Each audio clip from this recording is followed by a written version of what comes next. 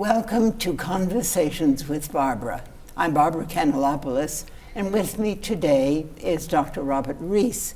He's here to talk about his latest novel, The Llewellyns from Vincennes. Welcome to the program, Bob. Thank you. Yeah. Glad to be here. Yes. Now, the Llewellyns are an American family, a 20th century American family from Vincennes, Indiana. And it is based on a family that you're very familiar with. Mm-hmm. So my first question is, why the novel form? Why not a memoir?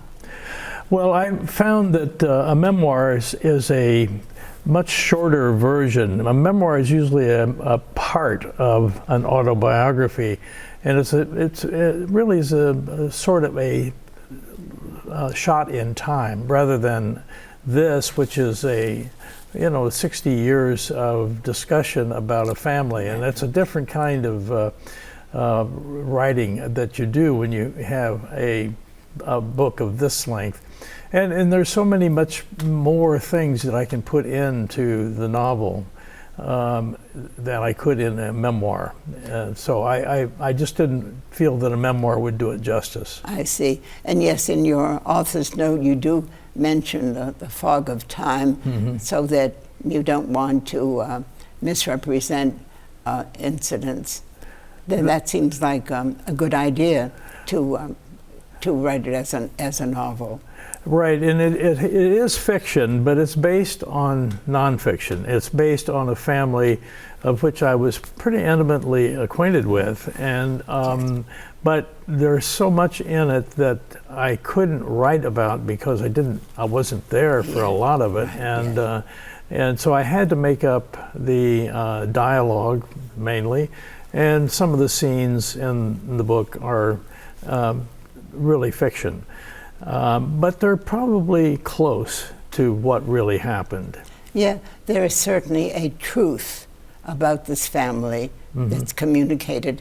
And although it's a particular family, it struck me throughout as so familiar. Mm-hmm. It seems to me there are elements in it that, as a reader, they'll say, that's just like my family. That happened. So that... So I think this is what makes it so interesting. We can kind of meditate on what happens in family life. Yeah. Well, Tolstoy said that all happy families are the same. Unhappy families are unhappy in their own way. Yes. And I think that's really, I think almost every family has had turbulence, and yes. You can't have a life without having some conflict and difficulties and sadness. Yeah. And so I think this reflects many 20th century families who went through a lot of hard times, 2 wars, and all kinds of disruptions in the flow of life. True. Yes. What also was interesting about the novel is it's interspersed with newspaper headlines, mm-hmm. and notices about what's going on. So you do see there's a difference between families in peacetime and families that went through, and also the economic problems of the 20th century. Well, that's right, and those things impacted the families, all families in the 20th century. Right. And I thought it was important to punctuate the story with the actual events that were going on in the world or in the community around them that made a difference in the way they conducted their lives. And the 2 boys went into the service in World War I and spent a lot of time. Jack, being the protagonist, spent a lot of time in the French theater during World War I, but it was after the war was actually over. He was there, but he was in the Marine Corps, and he had to serve the time that he had committed to. Yeah. But he saw some sights that were just horrendous, yes. And it impacted his attitude toward all kinds of things, not only the military, but also the inhumanity of man against man, and that had to have an effect on his psyche.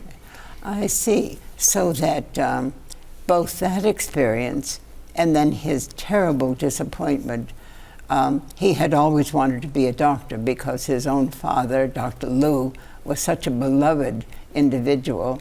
And Jack followed as a young boy, followed his father on his rounds. That's right. Or rather, as he traveled across corn country. That's right. And so my thought was that the theme was how an early disappointment in life can have can shape the rest of the life. Absolutely. And that's, I think that I was with the Cape Cod Writers Center Writers Night Out a few months ago, and the speaker there was talking about the hook that you get people interested in the book in the first page or two or three. But she said the most important thing about most books is what she called the inciting event.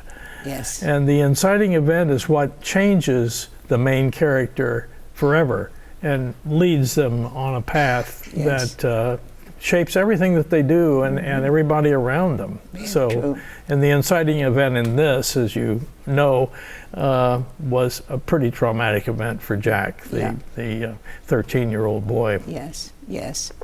And it's interesting to think about the kind of what we call as counterfactual. How might it have been otherwise had he had a mentor, a supporting mother, which is very important in this Absolutely. book. Yeah. We don't want to give away too much in the book, but those things kind of work together to shape his life. Yeah, Jack was confronted along with his brother, and he was shaped by the vicissitudes of the family, as I call them, the changing fortunes of the family from when he was 13 years old, and they lived in a nice home, and they were a very prosperous family in the little town of Vincennes.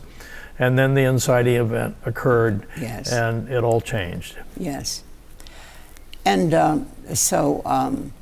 what's interesting too in the book too is that you have chapter titles that are the names of popular songs. Not every chapter, but some. For example, the one that I look at, Libera Me, is kind of foretelling a death. Yes. And so I thought I was really interested in that old black magic. And when I read about one of the sons gets interested in a kind of cult called Rosicrucian, I thought, oh, I haven't heard about that for a long time, but I do recall that it was really it was kind of interesting. It was in the news. There were friends talking about it, and so what interesting, the reaction that a parent would have. Oh, what is my son getting involved in? Exactly. Why is it that we all always, when something strange and new happens, it elicits a kind of fear, until we come to know. I think we have that today too. There are not. I don't think don't hear much about Rosicrucianism. I think it's interesting it's just a medieval kind of a mystical belief system. But today we have the same thing when people hear words like socialism or communism. That's right. Yeah. So there's much in the book that's so true to life. And so generic. Yes. It really is a kind of repetition of historical events that we see over and over again. But these are recurrent themes in our lives. So. Yes. So although the Llewellyns are, let's say your family, they're elements of similarities to our own families. Oh, I think so. I think a lot of people will identify with some of the characters, and I had one reviewer talk about how people will cheer for Martha. Martha is one of the daughters of Jack, and who wants to be a doctor, and her father is adamantly opposed to his daughter going into the medical profession because he thinks it's too tough, that it's a man's profession, and so it reflects the sexism that existed even more then in those days than it does now. I mean, right now the composition of the medical school classes is nearly 50% women. Yes, and that's so interesting. Yeah. Right. But Martha was one of the first of that generation in the 40s to go to medical school, and she had 3 other women classmates out of a class of 95. So interesting. That's pretty extraordinary. Yes, and we look back on that. I know when you read about Jack's protest, he was so much. We all are perhaps influenced by the times in which we live, and the cultural norms that, of course, they change, so that we can't consider him to be kind of narrow-minded. He believed what everyone else believed. Exactly. It was the milieu again. Exactly. I think you mentioned zeitgeist, and I think that's a perfect term. The spirit of the times. Yeah, that applies to this. Right. He was just reflective of the general attitude, and you can talk about all kinds of things that were prevalent in those days that are still prevalent in lesser extent today: racism, sexism, and so on, and prejudices against certain people or ethnic groups or genders. And there's so many things that are so much with us now that have always been with us, and they're in this book. Yes, they are. They are. Do you think, along with Jack's disappointment in not being able to become a doctor, and also his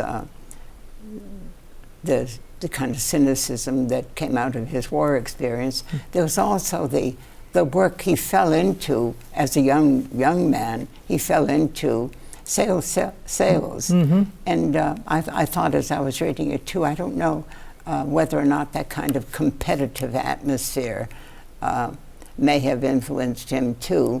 I think drinking, smoking. Yes, and the whole area of the hard-charging salesperson going out there and being a high-pressure salesman, trying to get as many tires on the cars as you can, and that sort of aggressive, that was part of the times. Yeah, very much.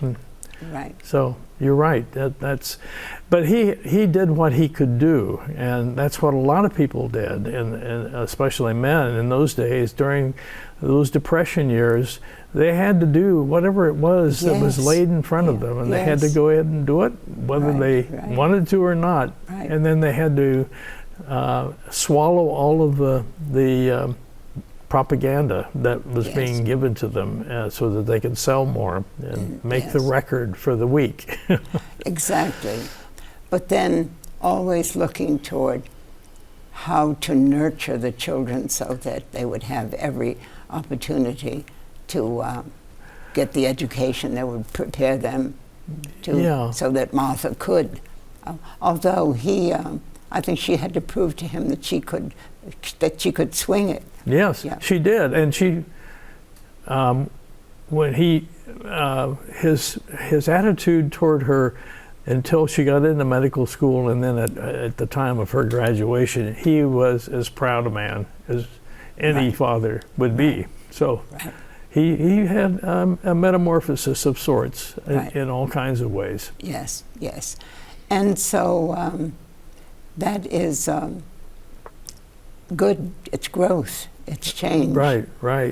And this was what we would hope. Remember Emerson's wonderful comment about consistency. It's not a quality that we admire. We want people to change and grow and learn. Yeah, the hobgoblin of little minds. Yes, exactly. Right. Yes. Yeah. Well, it was a fun novel to write in some ways. It was a hard struggle in a lot of ways, and it was a very cathartic novel for me because I got to know my own father through the exercise of this book. And that was very illuminating for me because, you know, you have these visions or your perceptions of your family that are hardwired, and then you realize that they were people just like you, and they had their problems, and you get to a point of forgiveness after a while for the things that you think they had done wrong. You know, it's a process of maturation, and I'm pretty late in getting there. we all should too. To understand is to forgive. That's right. Understand fully. Yeah. And so they do the best that they can. I'm struck too with the I think I said this in my review, the cohesiveness. Although there were moments when I'm sure that Sarah would have wanted to give up on Jack, but somehow it's really love, family love that holds them together. And so I think this is what makes, allows the forgiveness. Yes, I think that's right. Yeah. Right. Well, you captured that mood for sure. Right. So you've had a rather fulfilling career in medicine, and so here in your retirement, this is your 4th novel. So why do you write? Well, when I retired from pediatrics, I was in the field of child abuse pediatrics, which is a new field, diagnosis and treatment of children who have been abused and treatment of their families as well. After I retired from that, I thought, how can I write fiction? With my background in scientific writing, which is, I had 7 books of medical books and chapters and scientific papers and all of that sort of thing. And I had never written a novel. And so I thought, well, I'd like to try my hand at that. And all the creative writer people say, if you are going to write fiction, you write what you know. And don't try to, at first anyhow, don't try to write something that you don't know anything about. So I thought, well, what do I know? And what I knew at that point was the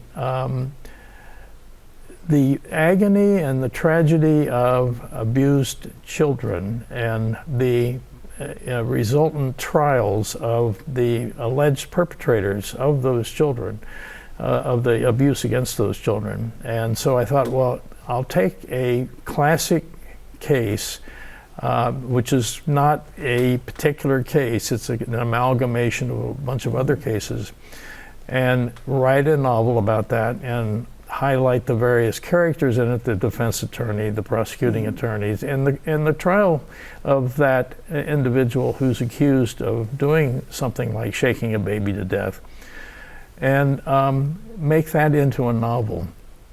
I had many, many episodes of testifying in trials of this sort, so I thought, well, this should be a fairly easy thing to do. Well, it wasn't as easy as I thought it was, but it did allow me to talk about something that I care deeply about, and also to try to educate other people about what it's like to be in a trial like that. I would suspect that we're speaking now of To Tell the Truth, your first book.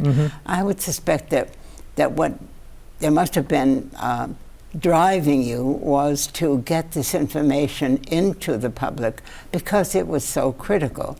And I remember from the book the importance of seeing that sometimes court testimony is paid for. That's so right. That always gives the person who's testifying reasons perhaps to be somewhat biased. I thought that's terribly important because it tells us all to be critical of what we read and what we hear, and but it also tells us that maybe our court courts need to have some reform in that respect. Well, they do, and I think that there has been some movement toward that, and the qualification of expert witnesses needs some improvement even further, because they allow a doctor to come in and testify because he's a doctor, not because he knows anything about pediatrics or abusive head trauma or anything about the case other than what he read from the medical records. And then he is allowed to say things that are just not true. And so I felt very, very strongly that I wanted to educate future jurors that they should be aware that there are reasons that people come in and testify. Yes, and then there's something else that I think it may be not perhaps subtle.